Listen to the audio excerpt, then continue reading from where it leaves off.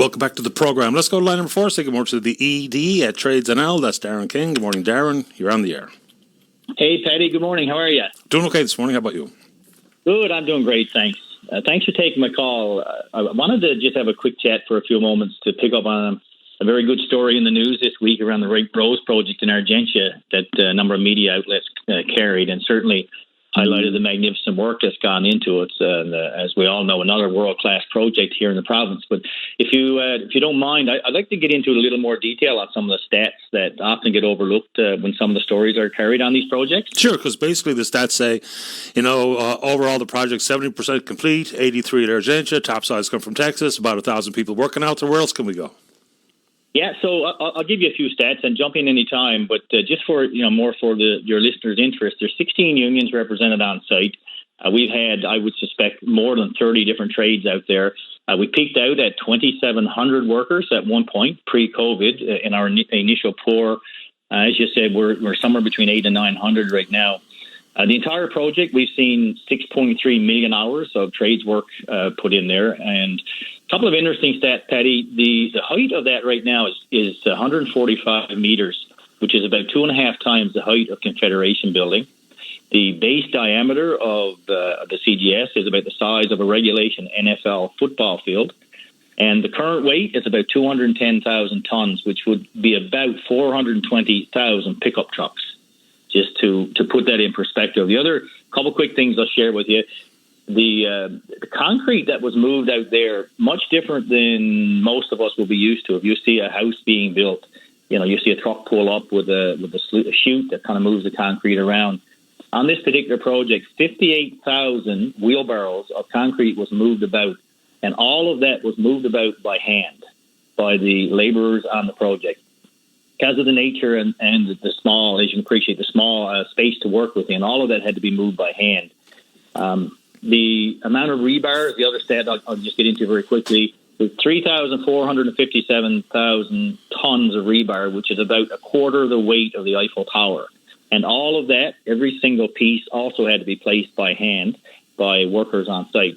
So if you laid it down end to end, as an example, the rebar would likely stretch from St. John's to Gander, just to give you an example of the distance. So pretty incredible work from our perspective for all of the women and men who've been on the project out there, and certainly very proud of what they've done. I just thought maybe some of that might be of interest to your listeners to get a little more detail beyond the high-level messaging that came out earlier in the week. Well, it's absolutely monstrous. People refer to it as an engineering marvel. I don't know if that's the case or not, but I tell you what, it's impressive to say the very least.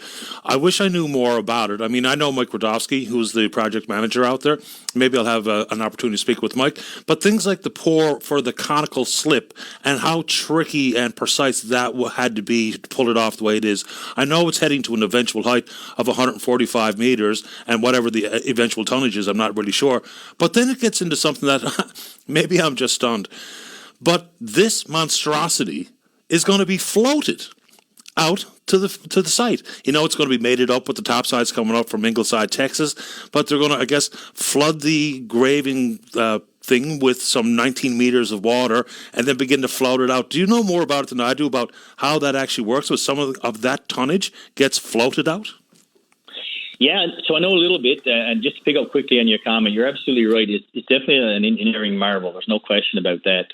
But it's also, engineering is only a part of the job. Once engineers do their work, I guess the piece I'm emphasizing is that it takes skilled trades workers then to actually do the work and to put into play what the engineers design. So it's a partnership for sure, and I just want to make sure the craft were highlighted in this.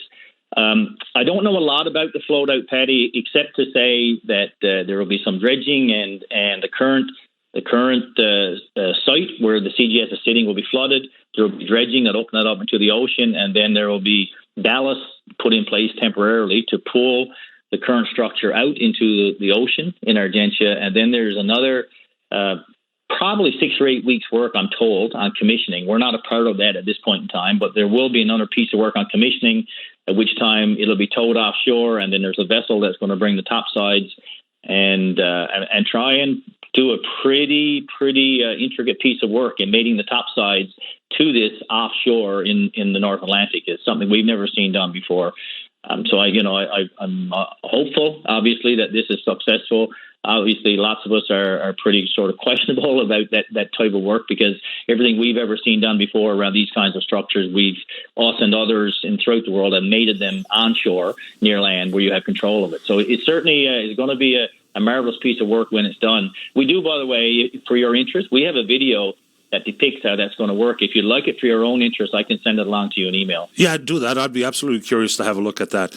And remind me, how does this extend the life of the field? Was it some 14 years? Is that the forecast? Yeah, that's correct. So there'll be a tieback once the CGS is put in place. There'll be tiebacks to the FPSO, and the extent is somewhere in the area of, I think, 12 to 15. 14 is a number kicked around, but who knows? As we've seen with Hibernia and others, once we get out there and oil starts to get drilled, oftentimes the estimates are lowballed, and you'll see much more life than what's already being projected. A couple of quick things. So I'm sure you obviously have your ear to the ground on a variety of matters. And, we talk about peak employment in the wind projects. If all four get off the ground, 11,694 jobs during the construction phase.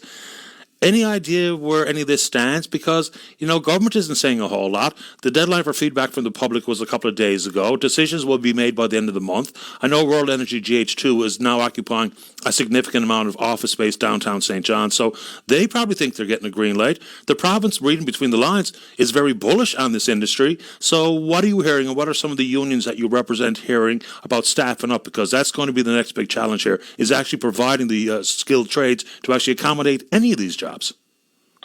Yeah, so good question and good timing, because we've been meeting with most of the proponents. There's one we haven't met with yet, but myself and my team have met with all of the others, most on multiple occasions. 2 we met with just yesterday, and 5 we had the opportunity to meet with the day before. So things are progressing pretty rapidly. If things fall into place, I suspect you're going to see some earth movement by mid-2024 on one, maybe more of these projects for sure.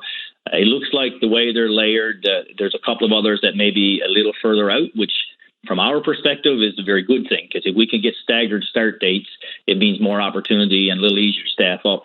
On the staffing up piece, Paddy, it's a little bit of a tricky question to answer, because for us, the workforce available depends on what you need and when you need it. Like today, we're 90+% employed.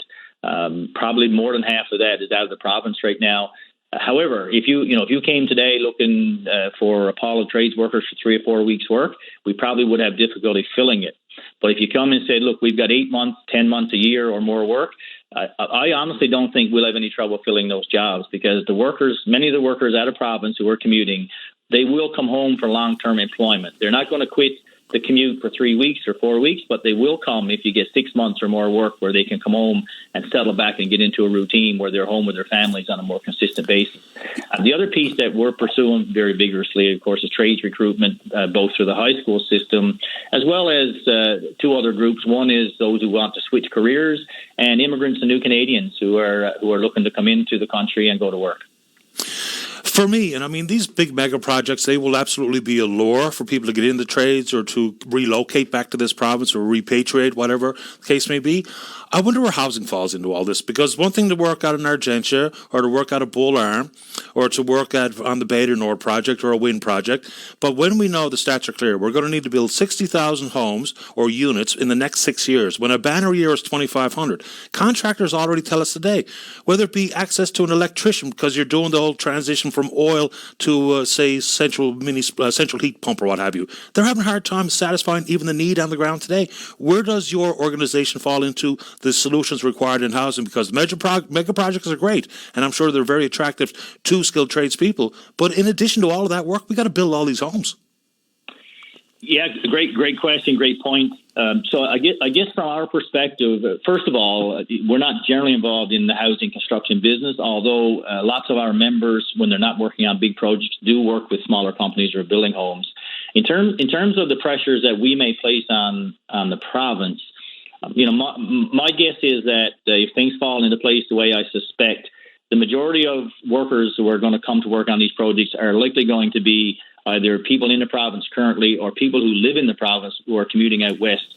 So I don't think that the projects are going to place a huge onerous demand on new housing from a skilled trades perspective. Where the demand will happen, though, Paddy, will be in short-term housing. So if you take a community like Stephenville and projections, public projections at least, are around 2,000 workers in a construction phase, there's undoubtedly going to be a need for camps out there. And I think the company recognized that, and they've already put a tender out for 2, if not 3 construction camps.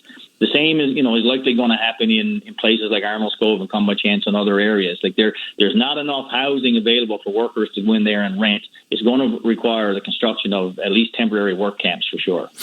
And I mean, we didn't even touch on the fact that there's inevitably going to be some sort of boom associated with the mining industry in the next decade as well.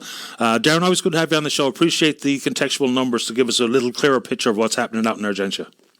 Yeah, thanks very much, Paddy. Last point, if I could, just offer an invitation, if you want to touch base privately, if you'd like to take a couple hours someday and pop out, I'd be happy to take you to Argentia and give you a quick tour so you can see firsthand what's happening out there. I wouldn't mind that. I'm kind of fascinated by those types of things, like the little boy in me, all these big projects and the big construction. I'm into it, Darren. I'll reach out to you. Yeah, do that, please. And again, thanks for the opportunity. It's always a pleasure to chat with you. For you and your listeners, have a great weekend. Same to you, Darren. Thank you. All the best. All right. Bye-bye. Darren King, Trades NL Executive Director. Let's take a break. Don't